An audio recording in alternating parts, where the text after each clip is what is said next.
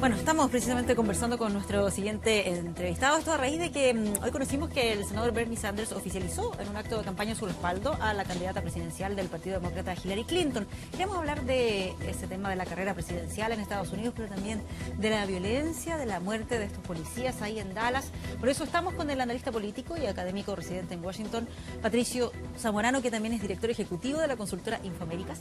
Gracias, Patricio, por acompañarnos acá esta tarde. Un tremendo placer. Justo lo que estábamos comentando antes de abordar ahí lo que es la carrera presidencial netamente, el ambiente que se está viviendo en Estados Unidos, lo relativo a estos hechos de violencia, las acusaciones que se hacían desde un sector afroamericano hacia la policía, pero que después de unas protestas donde terminaron falleciendo un grupo de policías a manos de un francotirador, me imagino que ha ido encendiendo los ánimos, ¿no? Bueno, es un tema que un poco engloba toda la crisis que ha pasado en los últimos años. Esto no es nuevo para nada y efectivamente, según las cifras, están muriendo muchos afroestadounidenses a manos de policías blancos. La estadística lo confirma. Hay una cosa que se llama profiling, es decir, digamos, centralizar la labor policial de una manera agresiva, de una manera violenta y que se viola los derechos humanos de los afroestadounidenses. Hay que recordar que también afecta el tema carcelario, hay una mayor cantidad de afroestadounidenses proporcionalmente en la cárcel, entonces son los que menos votan, hay una pobreza bastante extendida, entonces el tema de la violencia es un poco, demuestra toda esta crisis social que existe no solamente con los afroestadounidenses, con los latinos también, por cierto. O sea, de partida que es real lo que están planteando afroamericanos en cuanto a las críticas a que hay un sistema que los trata de manera desigual, por lo menos de acuerdo a esos datos que tú mencionas. ¿De qué manera enfrenta esto también el presidente Obama? Porque estamos hablando de que es un presidente precisamente cuyos orígenes son afroamericanos, por lo tanto el desafío que él tiene también debe ser más relevante. Hay una crítica importante contra él, puesto que como presidente estadounidense no ha habido un cambio, yo diría que ha sido peor. Hay que recordar que él está enfrentando muchas masacres, no solamente con el tema afroestadounidense, pero mucho tema de las armas, ¿no? Y él ha sido totalmente incapaz porque no controla el Congreso. Acuérdate que el Congreso lo controla el Partido Republicano. Entonces, él como ejecutivo no ha tenido fuerza ni ha tenido, digamos, la fuerza política o el capital político para enfrentar este tema. Entonces, ha sido uno de los presidentes con el peor récord en matanzas de civiles a manos de desquiciados o a manos de como terroristas internos, ¿no? Extremistas internos, unido a la facilidad con la que puedes comprar armas. Cualquiera en los Estados Unidos puede ir a un supermercado como Walmart y puede comprar un arma de alto calibre de estilo militar. Y ese, por ejemplo, la famosa AR-15, que ha sido una de las más usadas en la masacre, que es un arma semiautomática militar y tú puedes comprarla por $500, cualquiera puede comprarla. Entonces, ahí hay un tema importante de Obama que se le critica mucho, no ha sido capaz de enfrentar este tema de la violencia y no ha sido capaz de frenar la represión policial contra los afroestadounidenses. Ahora, esa tensión racial, ¿la puedes advertir, percibir día a día? ¿Se está dando una confrontación, estoy pensando ya directamente, entre negros y blancos? Está focalizada, yo diría que tiene que ver con los barrios un poco donde hay una gran cantidad de concentración de afroestadounidenses pobres, en donde se comete el error de no entrenar a policías blancos que se enfrentan a esas comunidades. Es decir, no es una policía comunitaria en ese sentido, es una policía represiva en muchas de las áreas, especialmente el área empobrecida del sur de los Estados Unidos y ciertas ciudades complicadas como Chicago, Nueva York, etcétera, ¿no? Muchas de estas muertes de represión policial, de policías blancos contra afroestadounidenses tienen que ver con zonas de pobreza, ¿no? En que, digamos, hay una victimización de los afroestadounidenses y una criminalización de esos barrios. Y ese es el tema que está provocando muerte. Pero el tema es real, es decir, hay que tener mucho cuidado con la interacción con los policías porque se sienten con el derecho, muchos de ellos, por pobre capacitación o por un tema racista. Hay de todo, es todo un espectro. No podemos decir que todos los policías blancos son racistas, pero efectivamente cuando hay ese caso hay una posibilidad de que tú seas víctima de la violencia policial si no eres cuidadoso, de cómo interactúas con la policía. Pero es interesante cómo eso está quedando en evidencia, bueno, tú lo decías desde hace algunos años, porque uno pensaría que tal vez es un tema superado en Estados Unidos y no es así. Eso es lo que uno pensaría. Imagínate, han pasado 50 años de los derechos civiles y quedan muchos temas pendientes. Es un mito que Estados Unidos está resuelto en ese tema humano o el tema de los derechos humanos. Acuérdate que la cultura gay, toda la comunidad homosexual ha estado peleando mucho por igualdad ante la ley, poder casarse y tener otro tipo de derechos. Eso todavía está abierto. El tema del aborto o el derecho de la mujer a hacer uso de su propia sexualidad o de su natalidad ha sido cuestionada todavía estos últimos años, especialmente desde estados conservadores, especialmente Texas, Arizona, y ahora con todo el tema de la violación a los derechos humanos contra los afroestadounidenses y contra los latinos. Hay que hablar también de todo el tema inmigratorio, de la gran cantidad de muertes en la frontera. Entonces son temas... Perdón, y se me queda en el tintero todo el tema de la tortura. Se ha admitido que la CIA y otras agencias del gobierno de los Estados Unidos han ejercido la tortura por información oficial del Senado de los Estados Unidos. La cárcel de Guantánamo, la Cruz Roja, Naciones Unidas, ha denunciado que se tortura, imagínate. Entonces hay un tema pendiente sin duda en el tema de los derechos Varios civiles, temas pendientes que tú estás mencionando ahí en ese diagnóstico. ¿De qué manera están impactando también en la campaña presidencial? Incluso lo decías, se le cuestiona al presidente Barack Obama que no ha sido capaz de enfrentar de manera eficiente estos problemas de violencia. ¿Cómo también eso termina provocando algún tipo de repercusión en la campaña presidencial? Sí, sí, algunos candidatos no están ayudando mucho. En el caso de Donald Trump, todo el mundo lo conoce, sus expresiones misóginas contra las mujeres, contra las minorías, contra los musulmanes, contra los minusválidos, contra cualquier tipo de minorías, contra los latinos, que los ha ofendido constantemente. Entonces yo creo que ese candidato un poco representa los antivalores, ¿no? de cómo se ha desandado mucho de lo que se había avanzado de manera progresista en estas últimas décadas, ¿no? Y en el otro lado, una candidata como Hillary Clinton que tampoco logra convencer a las mujeres. Imagínate que ella no tiene la elección ganada, pese a tener al lado a un candidato tan extremista de derecha, ¿no? Como Donald Trump.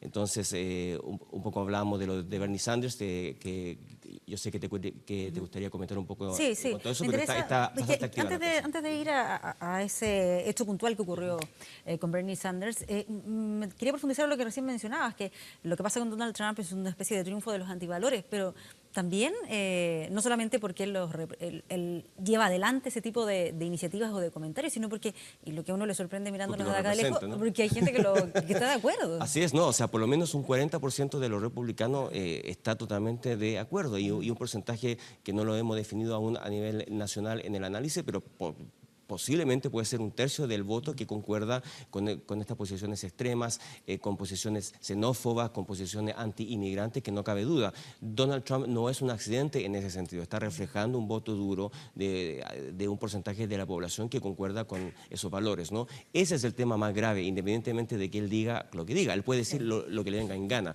pero el hecho de que gana la primaria republicana de la forma en que lo gana y el hecho de que está compitiendo en este momento con Hillary Clinton, no exactamente al mismo nivel, porque Hillary Clinton, según todas las encuestas, todavía mantiene un 5% más o menos de ventaja sobre Trump, pero ese 5% es bastante débil, ¿no? Que al inicio de que empezaran a competir estos dos nombres en las encuestas y la percepción general era que Donald Trump no salía de las páginas de espectáculos, no lo imaginaban mucho como ya vinculado directamente a la política, pero también es relevante lo que dices, este apoyo a ideas más radicales, incluso hay antiinmigrantes. ¿Se puede asimilar a lo que está pasando en otros países, por ejemplo en Europa, donde también hemos visto que florecen este tipo de ideas? Bueno, es un poco relativo, porque Europa yo diría que ha avanzado mucho menos en el tema de la inmigración, se supone, que en los Estados Unidos, que se supone que es un país que surge de la inmigración. Acuérdate que hay un orgullo, pese a todo, por el hecho de que el país es un conglomerado de muchas realidades nacionales, ¿no? Hay mucho orgullo en sentirse un país de inmigrantes. Y en ese sentido, no es exactamente lo mismo que en Europa, que en vista de la inmigración reciente ha entrado en una crisis importante con todos los refugiados en Siria, etcétera, etcétera.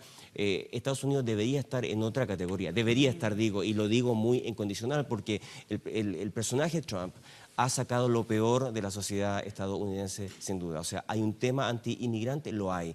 Que es generalizado, yo diría que no todavía. Esa es la esperanza un poco con el apoyo que todavía tiene Hillary Clinton y que tenía Bernie Sanders, y que también era un outsider, ¿cierto? Una persona que estaba fuera de la política tradicional, entre comillas, porque él era un senador que ya llevaba muchas décadas, pero con un mensaje, yo diría que intentaba contraponerse a este extremismo de derecha de Donald Trump, ¿no? Sí, ahora, bueno, en el sector demócrata, quienes competían eran Clinton y Bernie Sanders. Hoy, Bernie Sanders ya oficializó su apoyo a Hillary Clinton.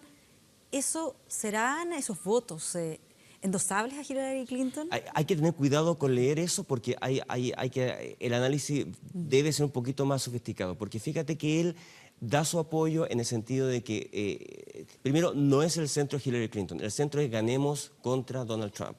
Y segundo, él no ha finalizado la campaña. Y ese es un tema importante que más allá de las formas, él no está abandonando la campaña, no está endorsando a Hillary Clinton un 100% y se está guardando, digamos, poder presionar y poner los temas de su agenda, que es más progresista que Hillary Clinton, y seguir avanzando hasta las convenciones de julio. Y en ese sentido va a presionar para que esos temas sean parte de la agenda. Es decir, él no ha terminado la campaña formalmente. Si él cumple su promesa, y acuérdate que los que siguen a Bernie Sanders son gente, digamos, bastante progresista y muy comprometidas, yo diría más comprometidas que los militantes pro Hillary Clinton, entonces él debería mantener esa promesa y presionar aún más hasta el último minuto antes de decir definitivamente abandono la campaña y Hillary Clinton es la próxima candidata a la presidencia de los Pero eso ya lo ha Estados conseguido. Unidos. ¿Ha logrado también que de parte de Hillary Clinton se haya podido ir cediendo hacia iniciativas más similares a lo que está No hay planteando ninguna Bernie duda. Sanders? Sí. Hillary Clinton ha tenido que digamos, autopresionarse hacia la izquierda, sin duda. Ha tenido que ser más progresista que Bernie Sanders en el discurso a medida que avanzaba la campaña. Acuérdate que Bernie Sanders parte con un puntaje marginal y fue creciendo de una manera tremenda, ganó muchos estados en todas las primarias. Entonces Hillary Clinton, no hay ninguna duda que sintió esa presión importante y Bernie Sanders fue capitalizando mucho eso. Tanto es así que todavía no abandona la campaña un 100%. Y en la forma en que se mostró físicamente, simbólicamente, comunicacionalmente, tú lo veías un poco incómodo, digamos. O sea, no declaró a Hillary Clinton como su candidata, no hizo eso. Lo que dijo fue, ganemos a Donald Trump y te vamos a ayudar, pero yo sigo con esta campaña, cumplo con mi promesa y te voy a presionar al máximo posible para que mi agenda programática la integres. Si no lo haces, hay una gran posibilidad de que gane Trump, porque esos votos de Bernie Sanders son fundamentales. No hay ningún candidato en los Estados Unidos que pueda ganar solamente con el voto masculino blanco, ni uno. Y ya lo sabe Romney, el otro candidato republicano, bastante bien. Tienes que ganar el voto de las minorías, tienes que ganar a los latinos, especialmente las mujeres, los afroestadounidenses. Todas estas minorías deben ser votos fundamentales. Entonces Trump, en ese sentido, en el papel podría tener una desventaja, pero por la forma volátil en que se está dando en la política de los Estados Unidos, hay que tener cuidado con proyectarse, ¿no? Porque en el papel Donald Trump todavía puede ganar. Ahora, dentro de los desafíos que tiene Hillary Clinton, uno está primero poder seguir avanzando con el beneplácito de Bernie Sanders, pero ¿qué otros aspectos va a tener ella que superar para poder seducir al electorado? Yo diría que la desconfianza, primero, del electorado más grande se supone a su favor, que son las mujeres. Hillary Clinton no tiene digamos, el favor irrestricto de las mujeres todavía, y ese es un tema grave. ¿Cómo es posible que una de las pocas candidatas mujer que está a punto de ser la presidenta de los Estados Unidos por primera vez no tenga el apoyo irrestricto de las mujeres? Y otro tema es ¿A qué lo atribuyes tú? Tiene que ver con el caso de su esposo. Hay un tema ahí de la mujer moderna, fuerte, digamos, con una conciencia de género importante, que no le perdonan un poco cómo se manejó ella frente a la debacle política de su esposo cuando fue, digamos, víctima de casi una acusación constitucional por el lío de faldas, y no le perdonan mucho que ella digamos, no se haya mostrado como una mujer fuerte y un poco haberse alejado de la figura tanto personal como política que era el presidente Bill Clinton. Entonces ese es un fenómeno importante que no le perdonan, que ella no se haya un poco separado de esa mala influencia, de esa influencia negativa, y en pro de garantizar su propia carrera política se mantiene, digamos, como pareja de esta persona polémica, ¿no? Claro, va a ser Entonces, difícil de revertir ese punto, porque no tiene... Ese es un tema importante. Y hay otros que no le perdonan tampoco su política exterior, que tiende a ser más conservadora, más de centro, no tan progresista como Bernie Sanders.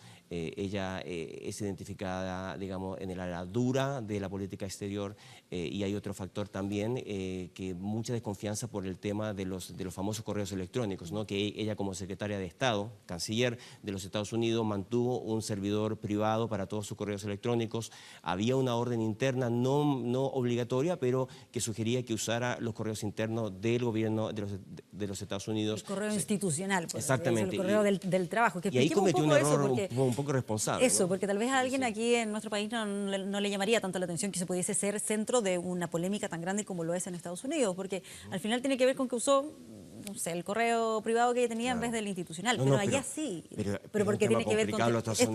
Expliquemos por qué ella logra ese impacto. Claro, hay un tema de inteligencia militar y de inteligencia diplomática, y que ella un poco rompe esos protocolos de cuidado. Hay que tener mucho cuidado con el tema de cómo maneja el canciller de los Estados Unidos todas sus comunicaciones, y ella quizá abusaba mucho de esos correos personales. La investigación del FBI no fue concluyente en que ella rompió alguna ley de manera flagrante, pero sí se comprobó, o por lo menos esa fue la declaración del titular del FBI, que calificó su conducta como irresponsable, ¿no? Y con esa palabrita ahí dejó el tema abierto. Se salvó de una investigación, se salvó de una condena judicial, pero comunicacionalmente, que tú sabes que en política es lo que más pesa, Trump se va a colgar de eso muy fuerte, que efectivamente el FBI dijo que fue irresponsable.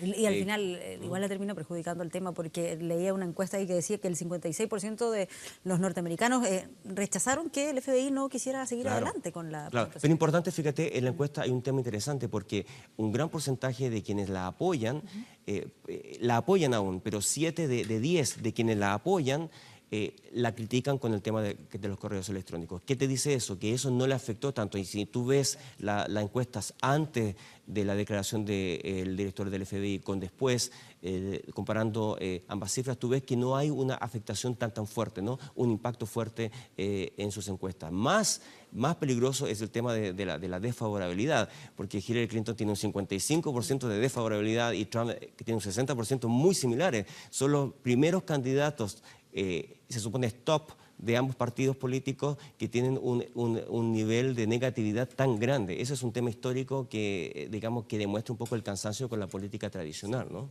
Para finalizar, esta contienda Trump-Clinton, ¿es absolutamente incierta?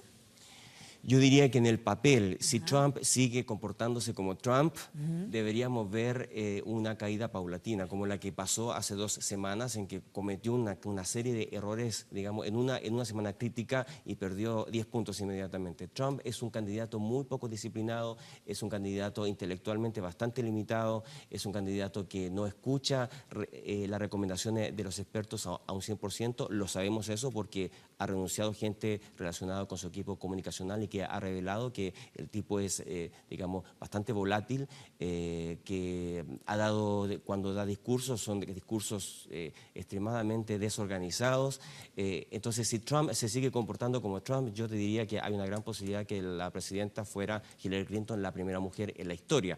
Pero si Trump es capaz de comportarse de una manera presidencial, se modera un poco en sus expresiones, empieza a pedir disculpas, palabra que no conoce porque ha ofendido a todos los grupos de los Estados Unidos, y no se disculpa, al contrario, sale al otro día a rematar sus declaraciones, y eso lo ha perjudicado bastante. Si él logra moderarse, yo te diría que hay una gran posibilidad que sea el presidente de los Estados Unidos, por lo menos en un empate técnico. El sistema